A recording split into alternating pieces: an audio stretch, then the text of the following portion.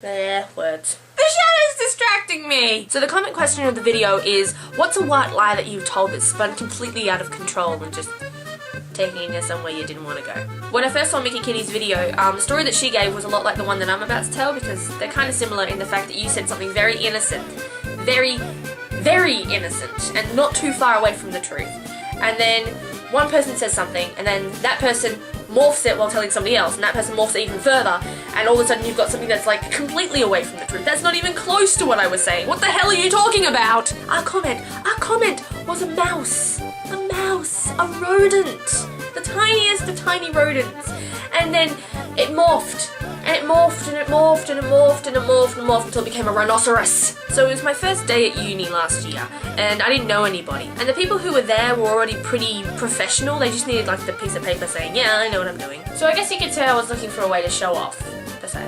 And one of the students came up to me and asked, so hey, did you do any animation work while you were at school? And my response was, well, no, I went to a public high school. Yeah, animation isn't very high on their agenda. Oh. Awkward. But then I remembered that one of the comic strips that I did in year 11 or 12 or whatever won a competition in my art class and got featured in an edition of my school's newspaper. Anyway, so what I should have said was, oh, but I did a comic strip that won a contest one time and got put in one of the editions of my school's newspaper once. That's what I should have said. What I actually said was, oh, but I did a comic strip for my school's newspaper. Oh, that's pretty cool. Notice how I said the same thing, but the way I said it made it sound completely different. And at the time I didn't pick up on this. The first thing I said was the truth. I entered a contest once, and I won.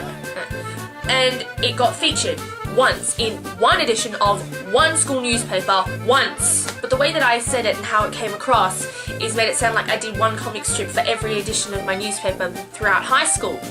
Like I'm that dedicated. So in the case of the Mighty Morphin White Lies, he went away and said it, and then somebody else came back to me and said, oh hey, one of the other guys was telling me that you did your school newspaper's comic. That's really cool, that's awesome. Kinda, yeah, okay, yeah. Yet another opportunity for me to tell the truth, but I didn't. Just kinda ran with it. Shouldn't have run with it! Should have run in the opposite direction, towards the truth! And possibly the only thing more embarrassing than having a stand-up comedian think you're also a stand-up comedian is having your teacher think you're a professional comic strip artist for a major Australian newspaper. Oh, hey Kate, I heard you did the comic strip for the Sunday Times. That's amazing! Hello, Mr. White Lie. My goodness, you've gained some weight. You almost look like a rhinoceros. We are so far away from the truth now. We were in Australia, now we're in Jamaica. I'm not insinuating that Jamaica's like a land of lies or anything. I'm not saying that, sorry. So there I was, thrashing and practically drowning around in a sea of lies that I didn't create, I'd like to point out. Trying to pull myself out and recover my dignity. No.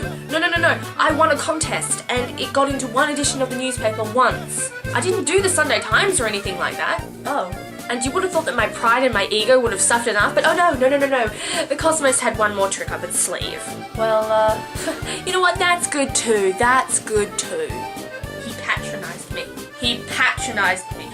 patronized me. Ah, stings. Mighty Morphin White Lies. So much fun.